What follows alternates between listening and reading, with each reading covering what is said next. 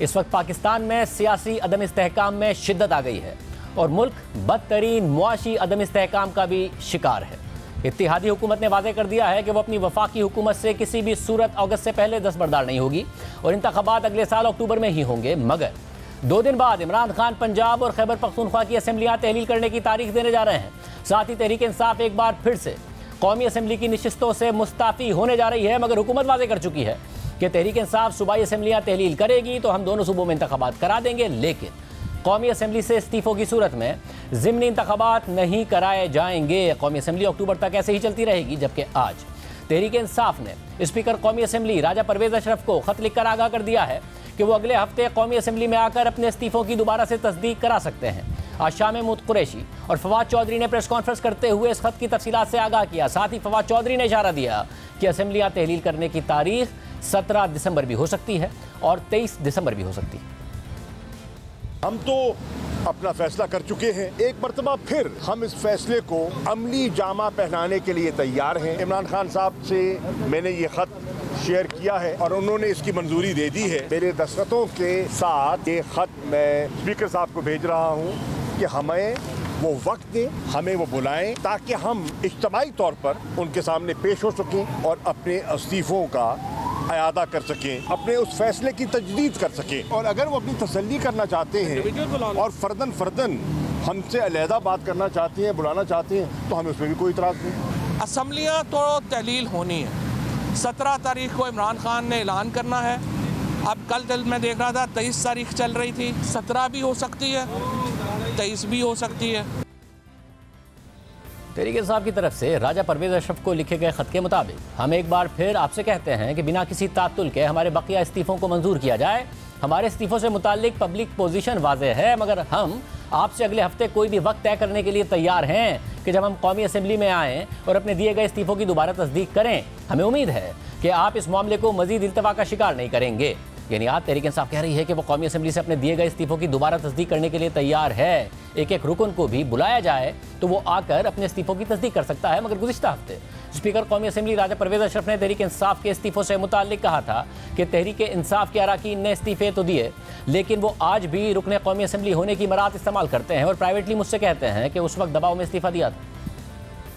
जितने इस्तीफे आए हैं अभी तक वो लॉजेस में मुकीम है, अभी तक वो पासपोर्ट इस्तेमाल करते हैं और कौमी असम्बली के सेक्रेटेरिएट इस्तेमाल करते हैं, वीज़े लगवाते हैं बाहर जाने के लिए, और फिर वो प्राइवेटली मुझे आकर कहते हैं कि हमने ये एक दबाव में इस्तीफा लिखा था और उस वक्त मुश्किल थी। अब स्पीकर के पास अगर कोई इंफॉर्मेशन आ जाए, बेशक वो मेरे सामने भी बैठ के इस्तीफा लिख रहा है, लेकिन मुझे कोई बंदा फ़ोन करता है कि ये बड़ा मजबूर होकर ये लिख रहा है, इसके ऊपर बड़ा प्रेशर है, तो कानून मुझे ये कहता है कि आपने इस्तीफा मंजूर नहीं करना।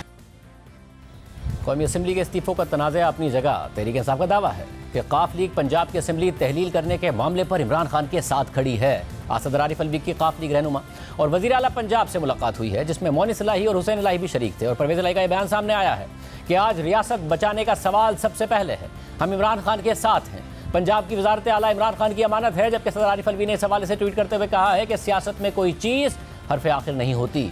मुल्क के वसीतर मफाद को मद्देनज़र रखते हुए फैसले करने की ज़रूरत है। मामलात को खुश असलूबी से हल करने के लिए कोशा हैं। अल्लाह ताला से पूरी उम्मीद है कि पाकिस्तान के लिए बेहतर रास्ता निकल आएगा। यानी इमरान खान की जमात काफ लीग से मुसलसल मुलाकातें कर रही है। कल इमरान खान की मोनिस इलाही से मुलाकात हुई और आज सदर आरिफ अलवी की परवेज़ इलाही से मुलाकात हुई। और इस मुलाकात के बाद मोनिस इलाही एक बार फिर जमान पार्क में इमरान खान से मिलने गए और उनकी इमरान खान से 24 घंटों में ये दूसरी मुलाकात थी। मगर दूसरी तरफ हुकूमत और तहरीक इंसाफ के दरमियान मुज़ाकरात से मुताल्लिक कोई पेशरफ नज़र नहीं आ रही है।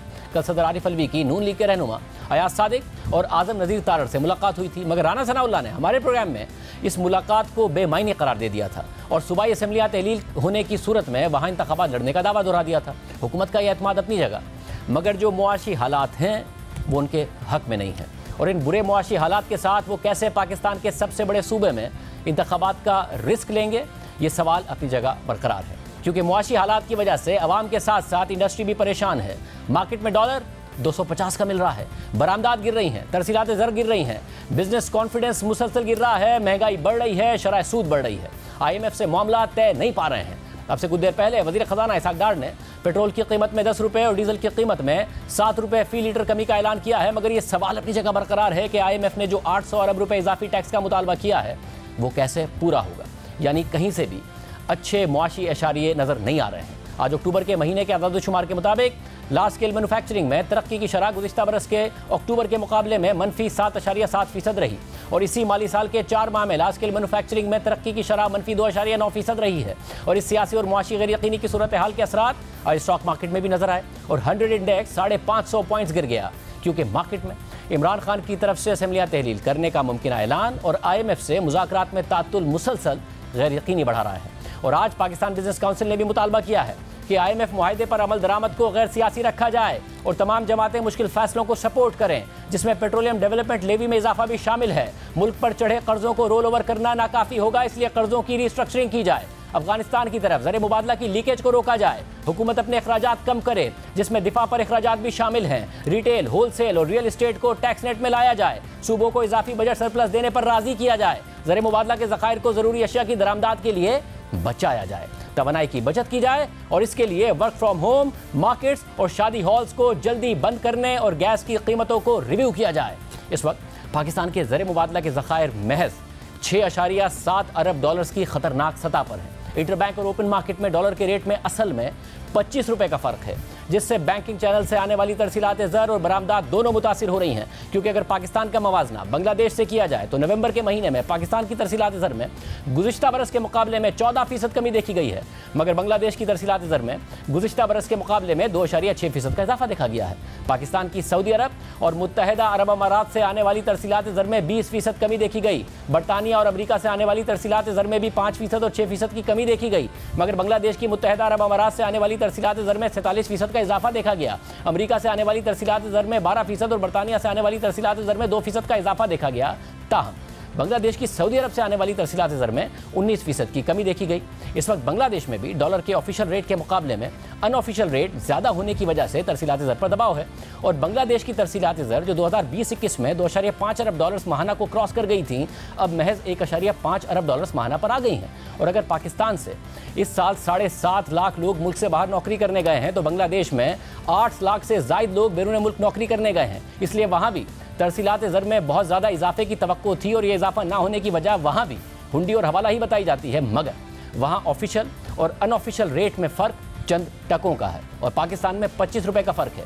माहिर मईशत उज़ैर यूनुस के मुताबिक अगर नवंबर के महीने में 2.1 अरब डॉलर्स की तरसीलात ज़र बैंकिंग चैनल से आई हैं, तो 250 रुपए का हुंडी हवाले का रेट भी लगाएं तो भी ऑफिशियल चैनल से पैसे भेजने वालों को तकरीबन 52.5 अरब रुपए कम मिले, जबकि हुंडी हवाले से पैसे भेजने वालों को ज़्यादा पैसे मिले। इसके अलावा नवंबर के महीने में पाकिस्तान की बरामदात 18% गिरकर 2.37 अरब डॉलर्स रह गई, मगर बांग्लादेश ने अपनी तारीख की सबसे ज़्यादा बरामदात नवंबर के महीने में की हैं और सिर्फ एक महीने की बरामदात 5 अरब डॉलर से तजावुज़ कर गई हैं, जो गुज़िश्ता बरस से 26% ज़्यादा है।